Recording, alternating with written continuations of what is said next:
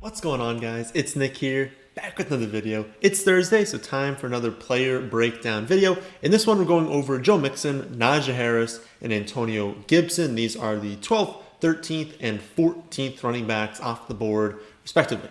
As always, please put your suggestions in the comment section below. I do have Michael Carter, Javonte Williams, and Trey Sermon scheduled to be next, with Darren Waller and Kittle probably following that. But if you have something else that you want to see, let me know. I can't read minds. You guys got to let me know what you're thinking. So let's start things off as usual with the stat of the day. Yesterday's stat was how many quarterbacks had at least 400 pass attempts and over 100 rush attempts last season. The answer is only two: Kyler Murray and Josh Allen. Sawyer Hebbs was the first to get that on both YouTube and on Twitter, which is his 10th win on Twitter, meaning he will join Jacob Massive in the Twitter Hall of Fame. A few of you guys are really close to getting your 10th one right, especially on YouTube. So we might see a few more additions in the near future.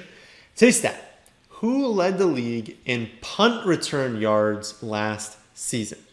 All right, so I have already included Antonio Gibson in a breakdown earlier this season, so I'll go over him first, but keep it more to the highlights since I've already done an in-depth breakdown, and I will link that video with all of the breakdowns I've done in the description down below, but we'll still go over them here.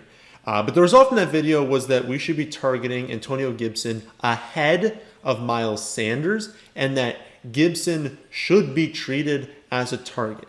The reason we love Gibson this season is that he has everything going for him. He has the athletic profile, 6 foot, 230 pounds, still runs a sub 4.40. He has the draft capital being taken in the early third round last season. He has a secure workload since he's very clearly the lead back. And he's part of an offense that we do expect to be greatly improved this season. And if we look at his rookie numbers, they were really good. I mean, 795 rushing yards, 36 receptions for another 247 yards, and then 11 rushing touchdowns. That resulted in him finishing 14th in points per game, but it was 9th in points per game if you remove the week that he was injured after playing 4 snaps, and then week 1 when he was the backup. Every other week, he's running back 9 in points per game. So he was fantastic as a rookie, and that was part of a really tough situation.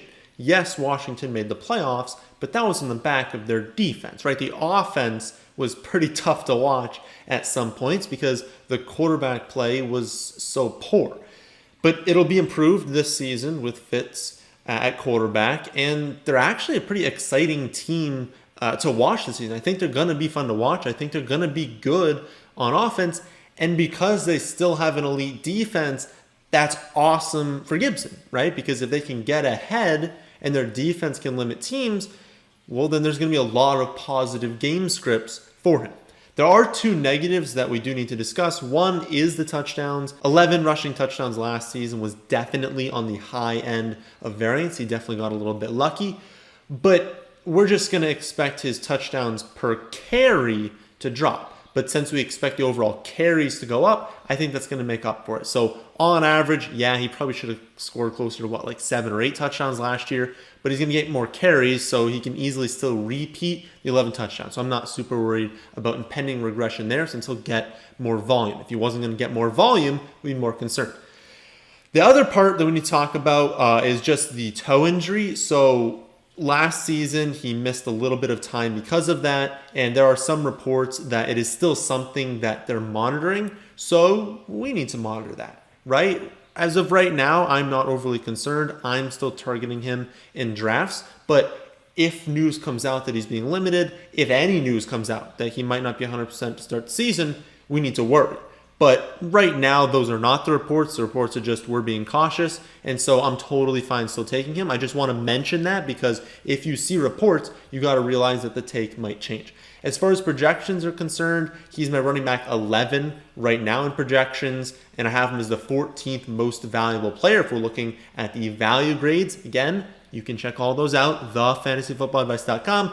But when I bring that up, it just means that if we're comparing his value as the 11th highest projected running back, and you're comparing that to like a bench option at running back, then he's the 14th most valuable player, comparing that across all positions. Only a few, I believe it's like Kelsey and maybe the top 2 wide receivers are more valuable.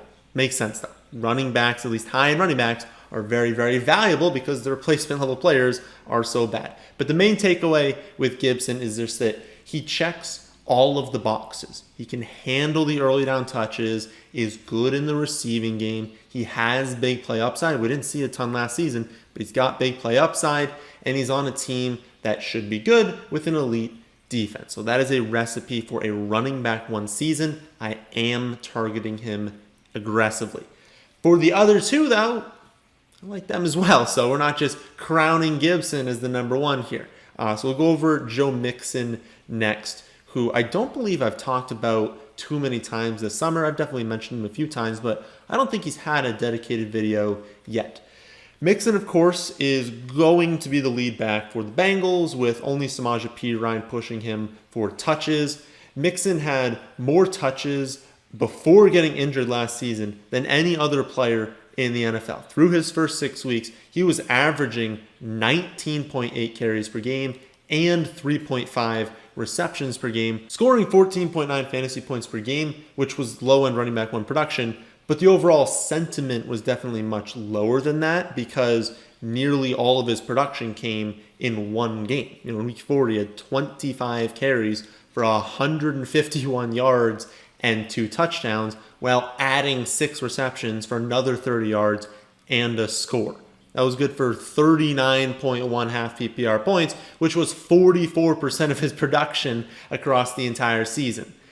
It also came after 3 pretty disappointing weeks, and I know for a fact that for a large percentage of Joe Mixon owners, he was on their bench during that performance. So sentiment is awful from last season, which is crazy from the player who was leading the league in touches before getting injured. So I get it if you drafted Mixon last year and you want to just pull a full fade on him, because realistically, not drafting him in the 2nd round is not going to hurt you. You are not going to lose your league because you decide to take a different elite player in the 2nd round. So I want to be 100% clear on that. I always talk about forward thinking, not, being annoyed with what people did in the past, just thinking, what will they do this season?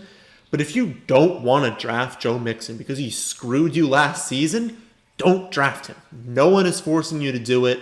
And there are so many elite players. Like if he was going in the 9th round, I'd be like, what are you doing? Get over yourself. That's an incredible value. It's the 2nd round. There are a ton of awesome options. If you don't want to draft someone, don't draft them. But since we're looking forward, we should evaluate what we expect this season. And I expect him to get a good chunk of the carries, a ton of targets, and plenty of scoring opportunities. He'll do so also as part of an offense that I expect to be very good against defenses that are definitely going to fear the pass more than the run, given who they have at wide receiver. Joe Mixon has never been efficient before, but it's possible that he is this season, and that would come with also high-end volume. So this wouldn't be a situation like J.K. Dobbins, where we're like, he's probably going to be efficient, but we are not confident the volume's going to be there. Mixon could be efficient this season because of how good they are in the passing game. Teams are not going to stack the box against him, but we know for a fact the volume is going to be there. So that's good. The question that we really need to figure out is the volume going to be like top 5 or just really, really good? Because one day we see a report that he's not going to come off the field. He's going to be a supreme featured back. And then the next report comes out the following day that, he's going to share the 3rd down snaps, or they're going to use Samaje Perine. Right now, believe pretty much nothing. Like, obviously, there are reports right now that are accurate, and there are certain beat reporters that we definitely trust. But in general, when we hear this coach speak that he's never coming off the field, or they're mixing this guy in, at this point in the season, and honestly throughout a lot of the offseason, it's complete garbage, right? Don't buy into a single headline and think, someone said that he's never coming off the field, he must never be coming off the field. Coaches lie all the time, or they exaggerate things because they're not playing fantasy football. They're not hinging on every word that they say. But as I said to start, Samaje Perine is the only half-decent backup in Cincy, but even he has a 3.8 career yards per carry, 5 total touchdowns across 4 seasons. Like, Perine is a career backup and is extremely unlikely to take meaningful work away from Mixon. Bernard was a much larger threat, and again, Mixon was averaging over 23 touches per game, even with Bernard healthy last season. And you know what? If Perine takes a few carries away and maybe a few third down snaps in an effort to keep Joe Mixon healthy, do it. I don't want Joe Mixon having 28 carries a game to start the season. He's going to get hurt. Okay, so if they need to limit his carries, make him have 20 touches instead of 23 touches per game, that's totally fine. That's still going to result in elite production, and it's going to keep him healthier for longer this season. My projections have Mixon scoring 6 more points than Antonio Gibson, and I have him 1 spot ahead of him in terms of value and amongst running back projections. But that does not necessarily mean that I have him ranked earlier, which we will go over after we look at Najee Harris. So Najee Harris was taken with the 24th overall pick in the first round last season after dominating college football at Alabama these last 2 seasons. He has a 70th percentile speed score, a 90th percentile college target share, and scored 50 touchdowns these last 2 seasons. He is an absolute monster on the ground and has incredible abilities in the receiving game as well. There's no doubt in my mind that Najee Harris will be the Steelers' featured back this season and that he will be getting all the work he can handle, a ton of targets, all the goal line opportunities, and the vast majority of the early down work as well. And for people concerned that, the Steelers throw the ball so much, consider this. Even last season, when they led the league by 1.5 miles in pass attempts per game, they still ran the ball 373 times and had 12 rushing touchdowns. So they were off on the ground, still had that sort of volume. If you give Harris 75% of that work, he finishes 3rd in carries last season. And even with a conservative 65% of that work, he's 6th in carries. But we're expecting them to run the ball on a much higher percentage of their plays this season. So his split doesn't even need to be that high. I have all the confidence in the world that Harris will be a running back 1 while he is healthy this season, and that he has top 5 running back in his range of outcomes. I truly believe that while all of these backs are healthy, Harris has the highest carry and reception upside amongst all 3, and that the only way he'll bust is through an injury. And so because of that, I am ranking Harris first among these running backs. Between Gibson and Mixon, I do think it's incredibly close. And again, if you just don't want to draft Joe Mixon, don't do it, okay? And my lean is actually towards Gibson. As long as we don't hear anything bad about his toe, and if that turns into an issue, obviously we'll put Mixon ahead of him. But assuming he's fine, I would personally rather take Antonio Gibson. I know that the Bengals should have a great offense this season, but the football team is going to be really good as well. I believe in that team, and I think they're going to score a lot more points than people are envisioning right now. But the deciding factor for me is the defense I alluded to before. Washington has such a great defense that they'll have a lot more positive game scripts, meaning they can lean on Antonio Gibson late. The Bengals won't have that luxury. So while it's easy to say, oh, well, won't that lead to more receptions for Joe Mixon? We still want our running back on winning teams, on teams that are ahead late in games, because that leads to more touches and more scoring opportunities. If teams are running the ball more, that's a larger percent chance that they're going to score a rushing touchdown over a passing touchdown. So I am ranking it Najee Harris, then Antonio Gibson, then Joe Mixon, with Najee Harris and Gibson listed as targets. I do not have Joe Mixon as a target right now because he does go first among this group on average in the early second round. And since there are other players that I would rather take over him, he's not a target for me, even if I think he's going to be good this season, right? Because a target means I would draft them.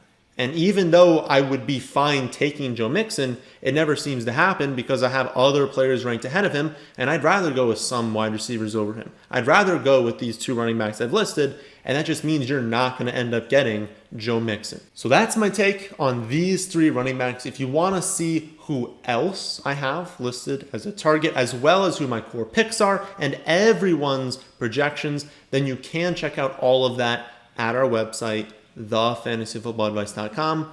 That's the end of this one. Hope you all enjoy. If you did, then how about hitting that like button, and how about subscribing to the channel if you're new here?